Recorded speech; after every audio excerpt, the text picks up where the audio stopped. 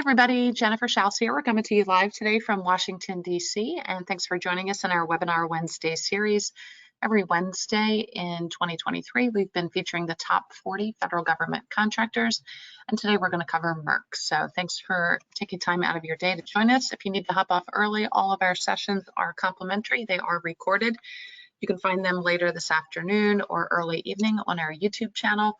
If you subscribe to our YouTube channel, it won't cost you anything, and you'll get the alert well in advance of the email that we'll send out with the link to the recording. If you're looking for the PowerPoints, you can hop over to slideshare.net, log in with your LinkedIn credentials, and get access again to the PowerPoints there. We've got over 600 webinars and obviously associated PowerPoints out there for complimentary download.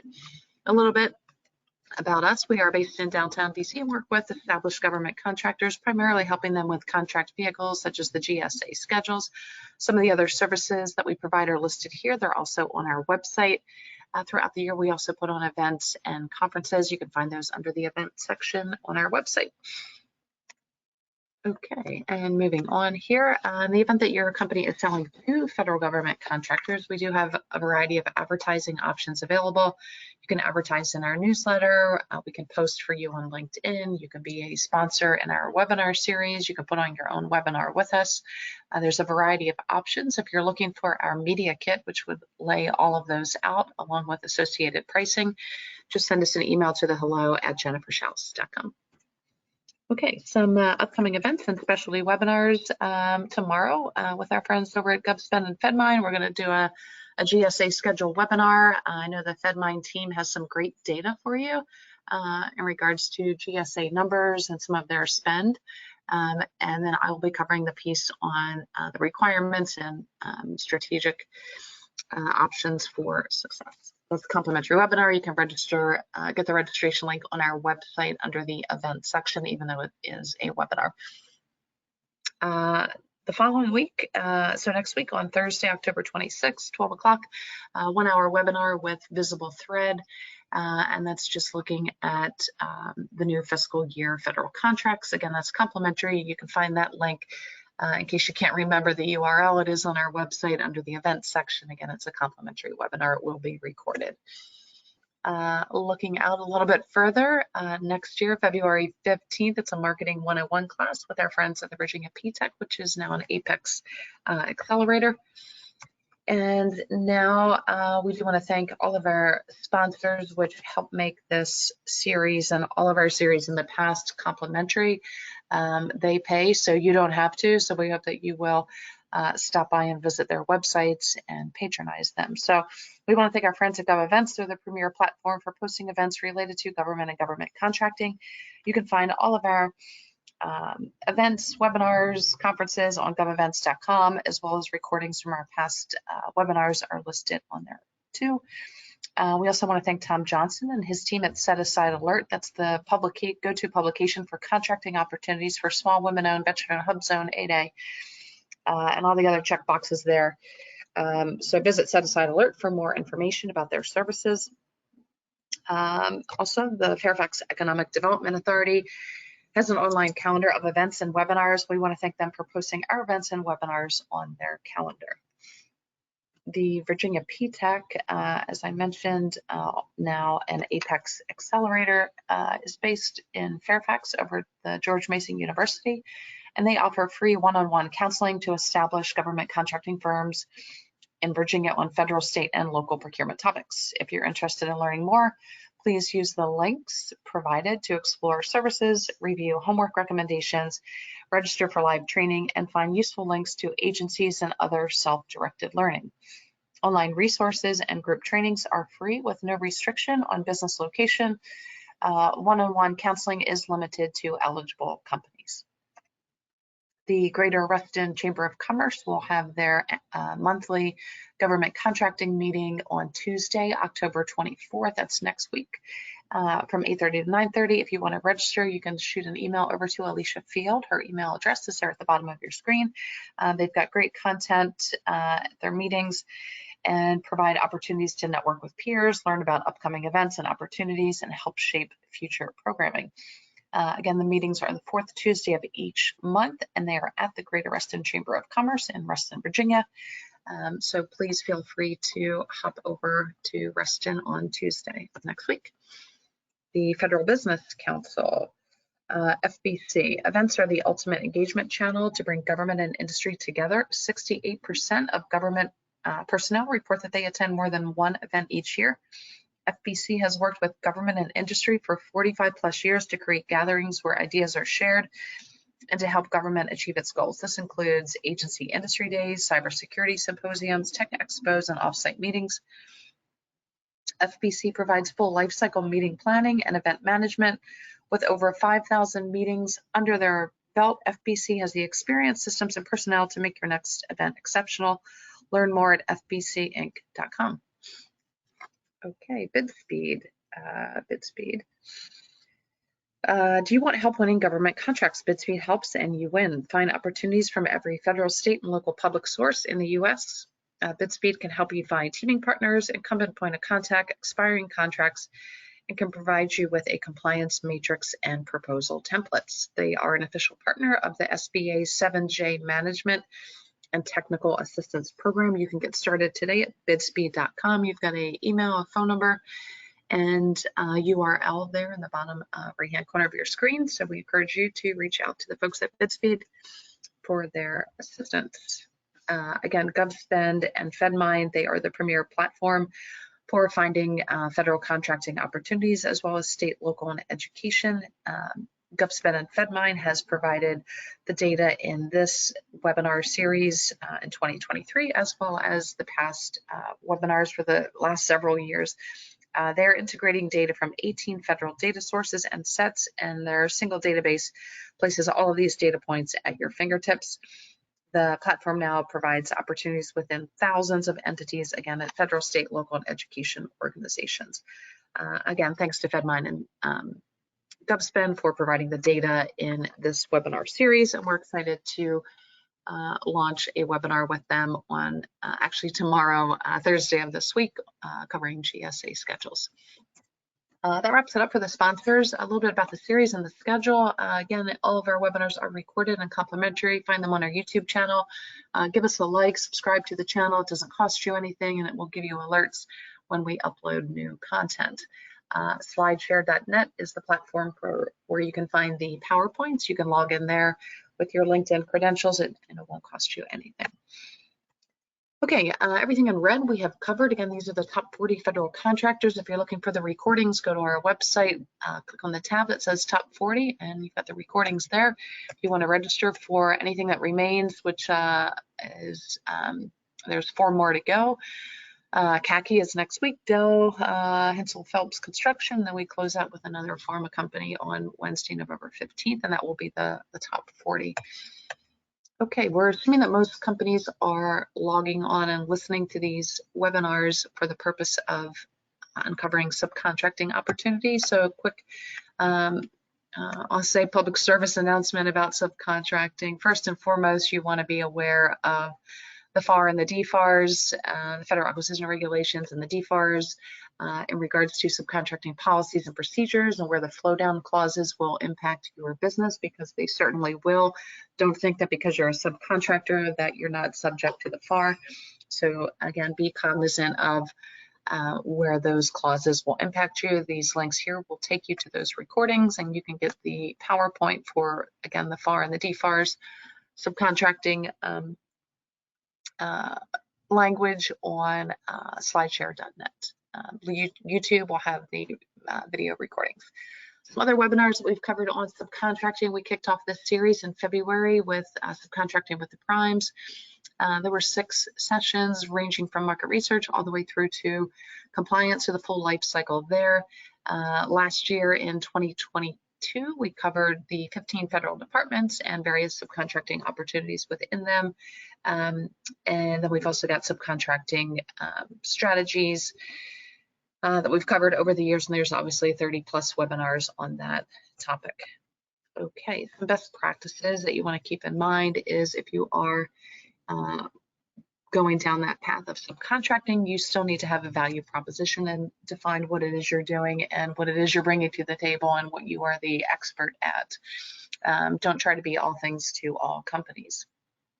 Be known for what it is that you do and do it well, do it exceptionally well. The federal government market is huge, that if you focus on just that one thing, there will be plenty of opportunities and you'll be known as the leading company within your industry. You also want to find the opportunities where you're bringing something to the table, where there's something of value that or a differentiator that separates your company apart from the rest, whether it's a relationship that you have within the department, the agency, a lower price, preferably not price, but more of a skill set, a relationship, or some sort of unique capability, certification, or something along these lines that adds value to the company that you are trying to partner with. But ultimately adding value to the end user, your real customer. You want to do as much research as possible so that you're not being reactive, that you're being proactive and finding the opportunities, and you are in control of the opportunities that you're pursuing. So use all the databases that are out there, the free ones, the public websites, meaning SAM, USA Spending, Federal Procurement Data System, and all the others. Also the data aggregators, many of which are sponsors in our webinar series, are also a great way to find data and use it to, again, be proactive. Okay, and moving on to our next slide.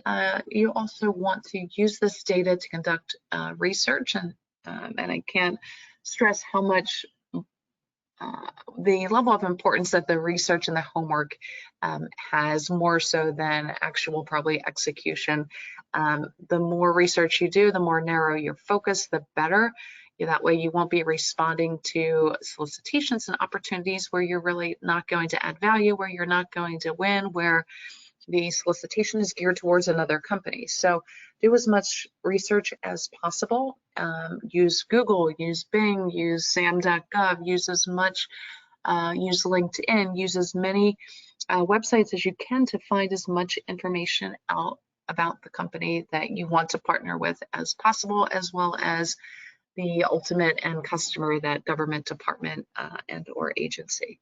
Your capability statement should then be geared and customized towards the opportunity, the actual RFP, as well as the partner, and it should highlight what you are bringing to the table to this partner that's going to get them excited to bring you on.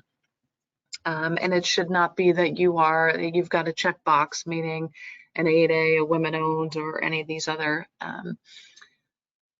designations. You should have a superior skill set, a relationship, something that you are bringing that is of value, that a very limited or that nobody else has.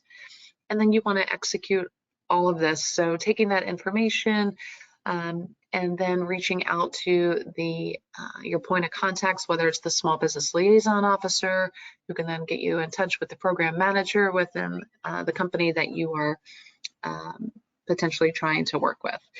Sign up for the company's newsletter or the agency's public affairs office are typically going to have some sort of news or information that's submitted. Look at the events that they're attending. What associations do they belong to? Join those same associations. Where are they speaking? Where are they exhibiting?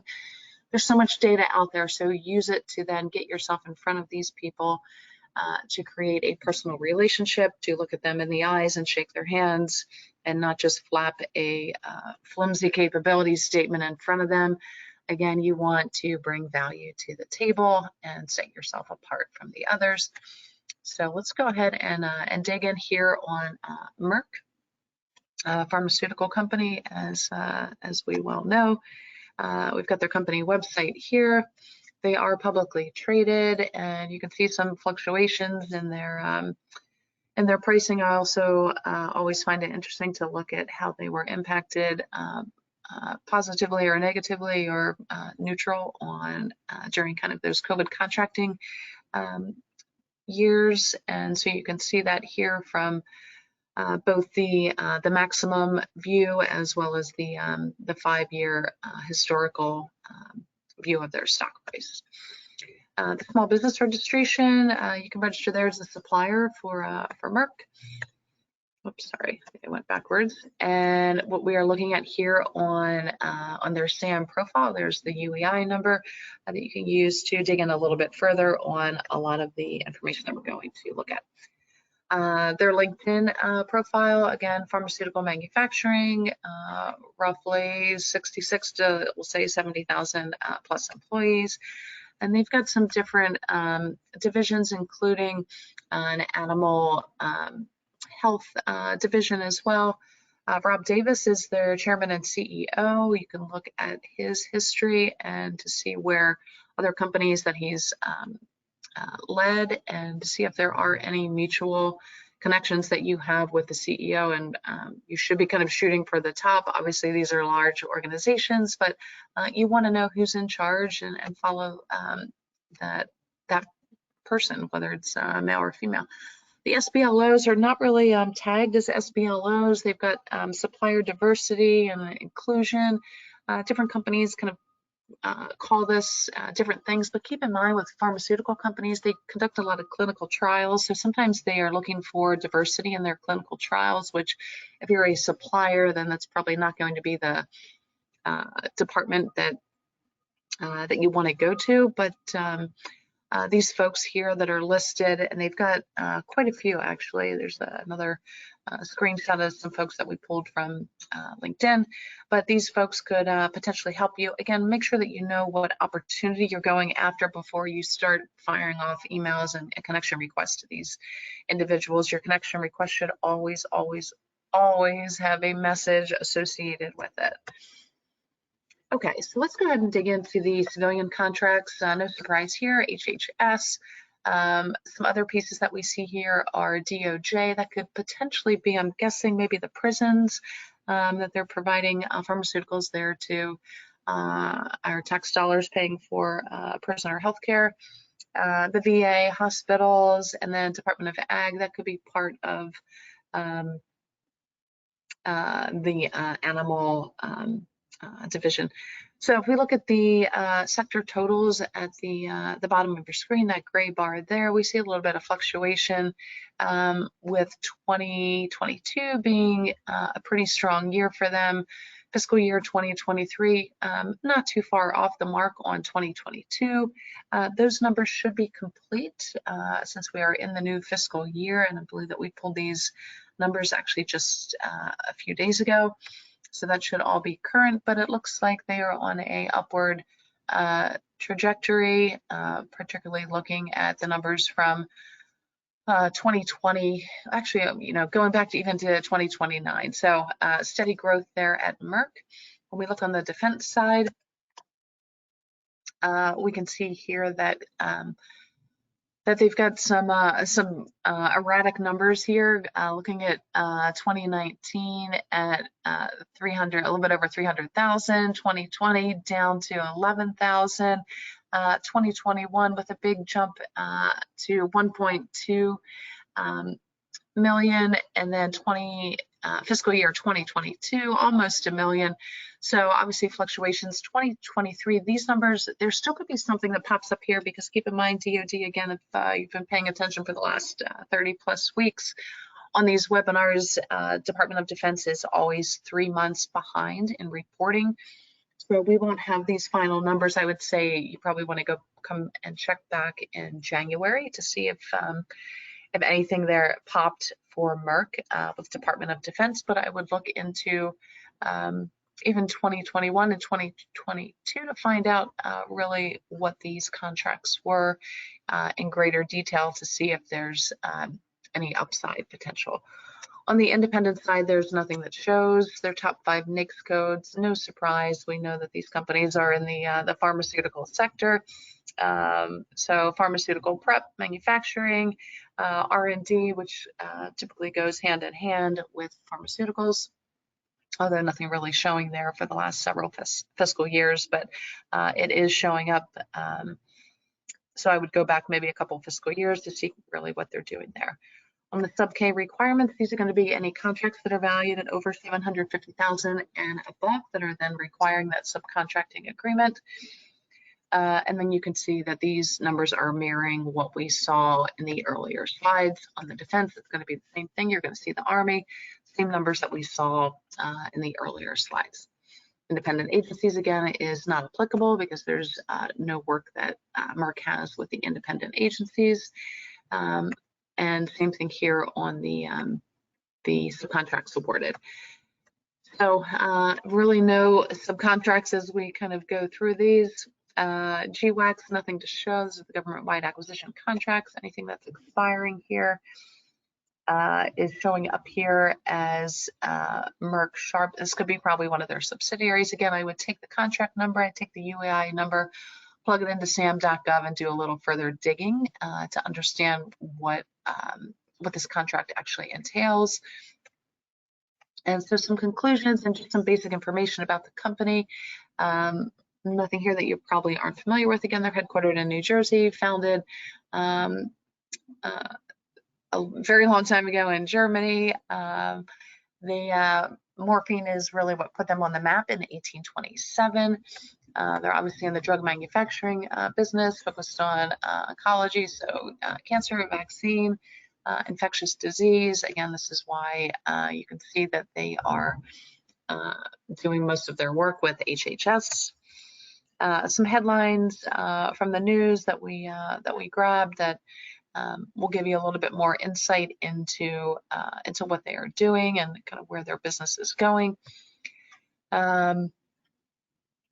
Some of the litigation they've got going on with the U.S. government in regards to Medicare.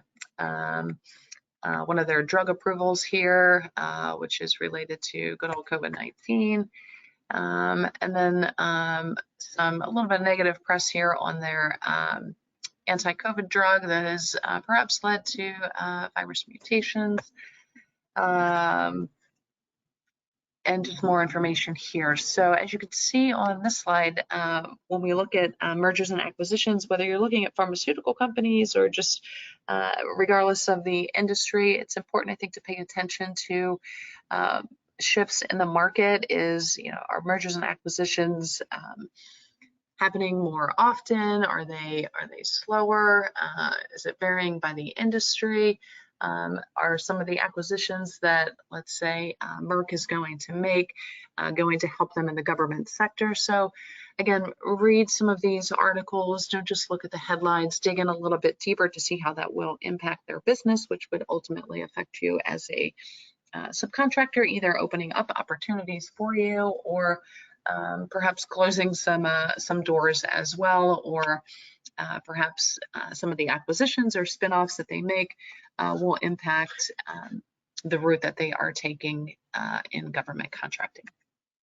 That's really all that we have for Merk. Again, pretty simple with these pharmaceutical companies, not a lot of surprises, but I would encourage you to dig a little bit deeper and go back and take a look in the next 3 months after the DoD data is published to find more details about the work that they are doing in the defense sector. Today's webinar has been recorded. You can find it over on our YouTube channel. Give us a like. Sign up for alerts, and you can grab the PowerPoint over on slideshare.net, which has all the links. Next week, as I mentioned, we're going to cover khaki, then we're going to wrap it up with Dell, Hensel Phelps, and close out the season with GlaxoSmithKline. That'll give us the top 40. Please feel free to take a look at the other webinars that we've done and leave a comment on YouTube or give us a like. It's always good to get feedback. And again, thanks for participating. Have a good rest of your Wednesday, and we'll see you next week.